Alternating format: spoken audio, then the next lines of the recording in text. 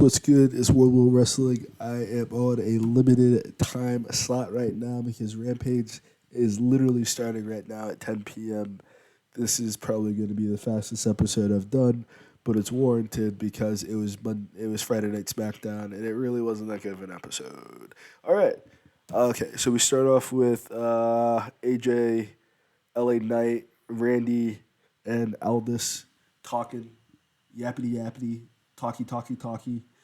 Um, I'm gonna make the TNA reference a little bit later. I'm not gonna make it right now. I'm gonna make it a little bit later, so I have a little bit more time. They talked for a long time. Then Roman Reigns came out, said he's not gonna sign the shit. Uh, it looks like Roman Reigns is about to lose that title for real, for real. I mean, like the way that they're prepping this up, the way that he's making him seem as a heel, the way that things are going, like they're trying to do everything possible to take this belt away from him. I think the whole reason of Aldis being the general manager is the lack of control of Roman Reigns, not the rest of the roster, but someone that could actually fight Roman Reigns. I would even be somewhat surprised if this was not an angle to get a Nick Aldis versus Roman Reigns match. Because last time I checked, Nick Aldis is still in the greatest shape of his life. I never would have imagined that Magnus would have been a general manager, but he is. That's cool. But it's in the past, I believe general managers have definitely gotten in the ring and had matches too. So I would love to see a Roman Reigns versus Aldis feud, if not a straight up match. Because that's just a dream match. I think that's like a dream match for everyone that loves wrestling. But I don't know. Nick Aldis may not be the most popular guy. Kevin Owens and Logan Paul, talkie. I think there's a pay per view or something coming up. Royal Rumble must be like this weekend or next weekend or something. Because there's a lot of talkie. Women's tag team match was pretty awesome. Anything with Chance and Carter is gonna be great. And they have like this kind of new day approach with their moves. I don't know if it was the same move twice, but it had a different name one time and it looked like a different move, and then the next week it had a different name and it looked like a different move. I would have to pay better attention in the future. I feel like Ollie Davis right now trying to get through this as quickly as possible. But it just really wasn't like that noteworthy. Okay, I think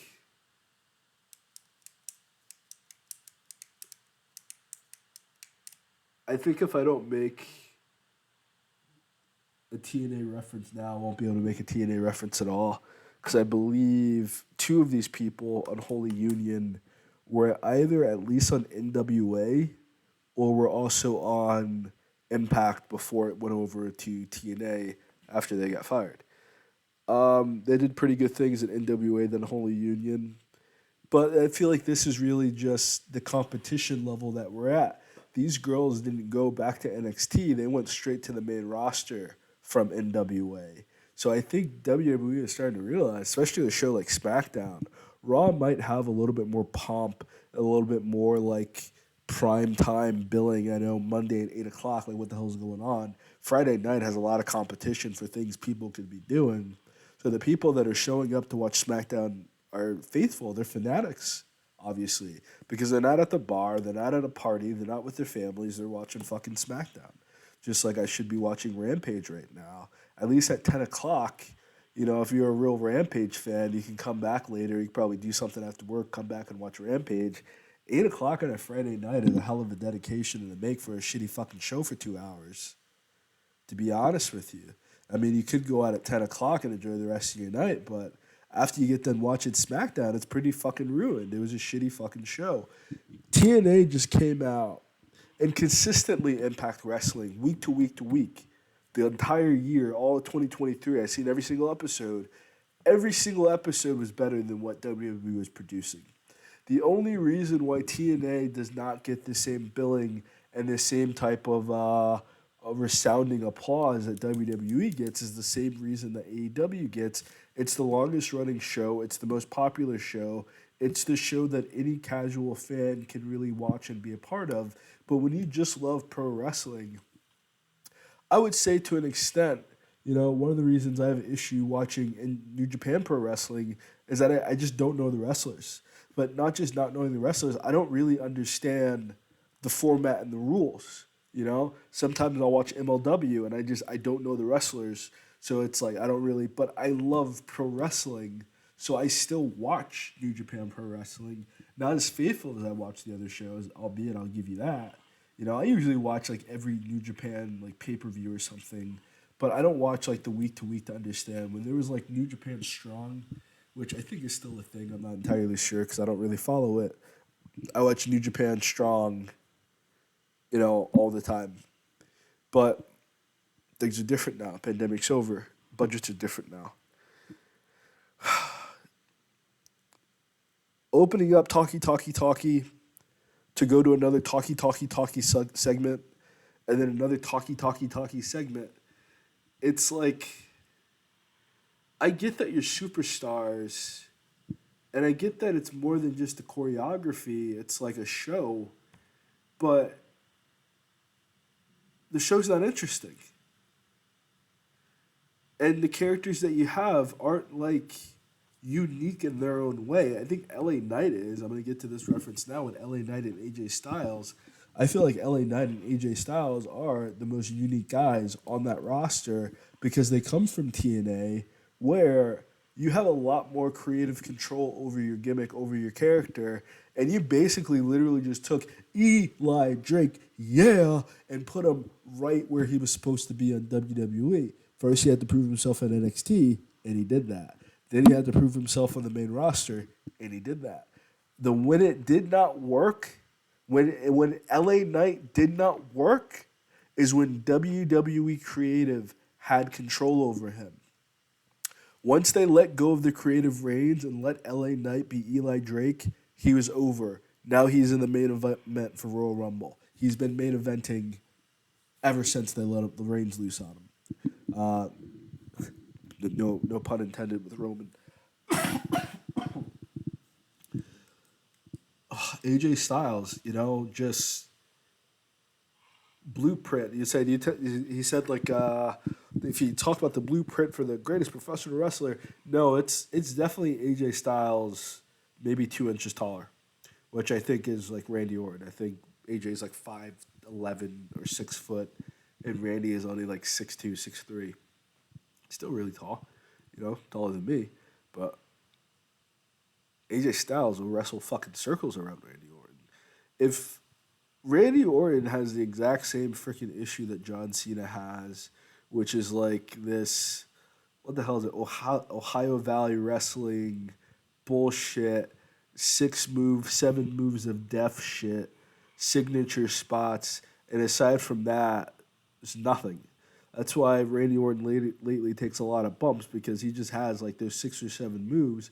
But what's strange is that John Cena got the "you can't wrestle" chance, but Randy Orton never got that. And Randy Orton doesn't really have as much of a diverse move pool as AJ Styles has. Especially, like, I don't believe he even has a freaking submission move. AJ Styles is the perfect wrestler, but it's like there's such this like bias to WWE and WWE developed talent that I believe I said this on the TNA episode, which should come out before this one, hopefully, fingers crossed. Um, you look at the different shows and you wonder like who are they writing for? Who are they producing these shows for?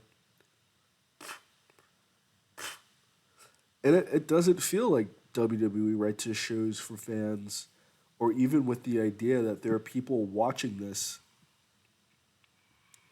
Because honestly, if you've ever been to a WWE show, like a live show, you're gonna have a great time regardless. You came there to just scream. You came there to literally just scream your head off. You don't care about what's going on. Like you're just so over. Like the energy of just being there is outrageous. So if they are like focusing more upon house shows, focused more upon like just whatever's going on the day to day on the road, and then Raw is like their splendor and grandeur show, and SmackDown is just like another weekly televised house show event. You know, it kind of sucks because there's like millions of people watching at home, and there's probably like a few 10,000 people, maybe a few thousand people in the stands, but there's like literally like I think a million people watching at home for WWE, maybe like a little bit less than that. we still deserve a good show too. Maybe you thought this was a good show. Maybe whoever wrote this put forth the best effort, and I'm just being hypercritical. But I also just got done watching like every other professional wrestling program this week, and if NWA had an episode this week, which they didn't, but they had a replay of an episode which was better than SmackDown. The replay of NWA was better than the new show for Friday Night SmackDown. But there's this harsh criticism towards AEW. There's this harsh criticism towards TNA by WWE fans when like WWE isn't even putting on the best show and the best performances. It just feels like a really unfair criticism. Feels like super biased, and it just doesn't seem like people are really being reasonable. The Randy Orton and Solo Sikoa match was very mid. If like Roman Reigns didn't come at the end to, I think Randy Orton going to AEW or going to TNA would have been huge. But you can tell that WWE isn't really a show anymore. WWE is kind of like a cult, And it's like when you leave the cult, there's a lot of criticism and a lot of hatred towards you for moving other places unless you did really well and you come back to WWE with your head down and humble, ready to do whatever the hell they had and say that you learned your lesson. And you get that little pat on your ass and you're back at it. And then you face the same issues that Drew McIntyre does, that they'll use you while you're hot, they'll give you a giant sword, but the second the flavor of the month comes by, there can only be one champion, there can only be one winner of the match. Someone has to lose, someone has to be the champion. Other shows, it doesn't really feel like that because the champions feel more like locker room leaders. The champions feel more like one of the guys. The champions feel like they're a part of everything. I would say even when Tyrus was on NWA, say what you want about Tyrus and his like lack of mobility, but a guy that big doesn't need to move. He hits you one time, you're dead. For real. He hits you one time, you're dead.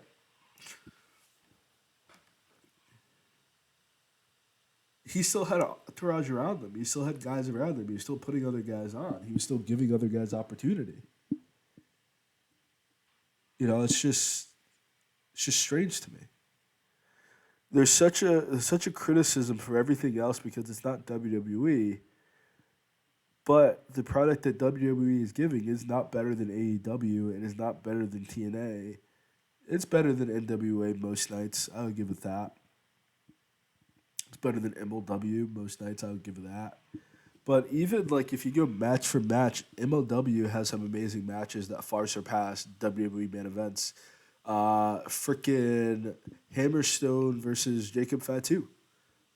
That was better than most matches that was better than most main events that WWE put on this year. It really was.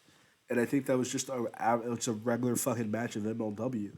Alex Kane versus fucking the Bulldog, Davey Boy Smith. I think that's his name.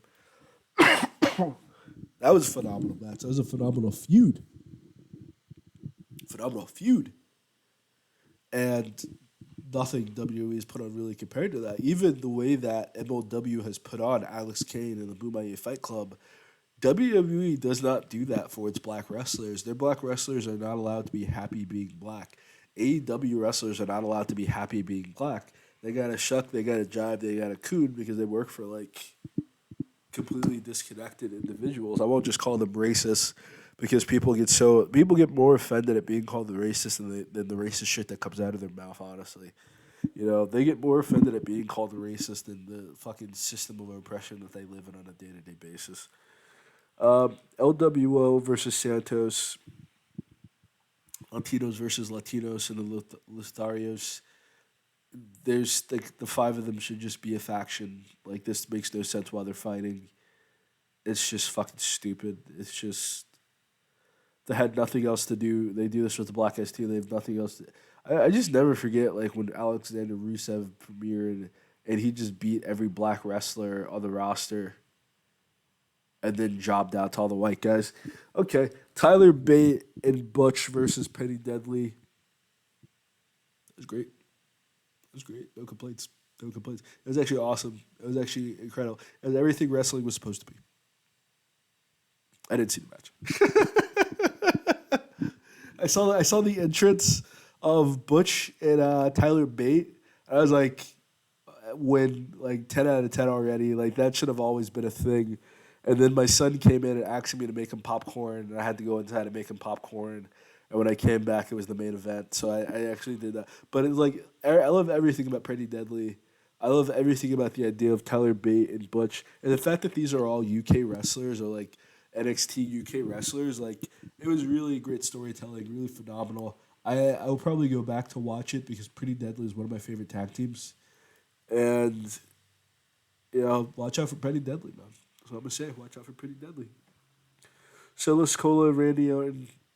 I feel like I already kind of discussed this already. It was mid. Solo Sikoa should have squashed Randy Orton.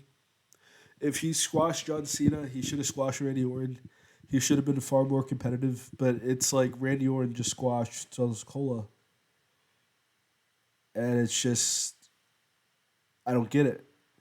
So is Solo Sikoa a joke or is he a threat? You have to pick one. You can have just Will Ospreay and Josh Alexander shows you can have competitive matches and still have a loser. I don't think WWE really knows how to like write those matches and how to like design those matches in which you can have two hyper competitive talents and then still have someone raise their hand at the end and have mutual respect. I get Randy Orton is mad, but he didn't really do anything necessarily in this match. I would say Randy Orton's timing is impeccable. So maybe it's that type of thing where Randy Orton is just moving in a completely different category than everybody else. But I just God bless him, but like at the same time, like I don't get it. I didn't get it. Uh that's it, man. I gotta watch what I can of Rampage now. I missed the first like 17 minutes or so. But I wanted to record this before I missed out on it because lately I've just fallen behind on my schedule. And I just want to catch up as soon as possible. I know for like the two people that watch this. For the two people that watch this, I hope that you love it. I hope you enjoy it. Tell your friends. And peace. This was World War Wrestling.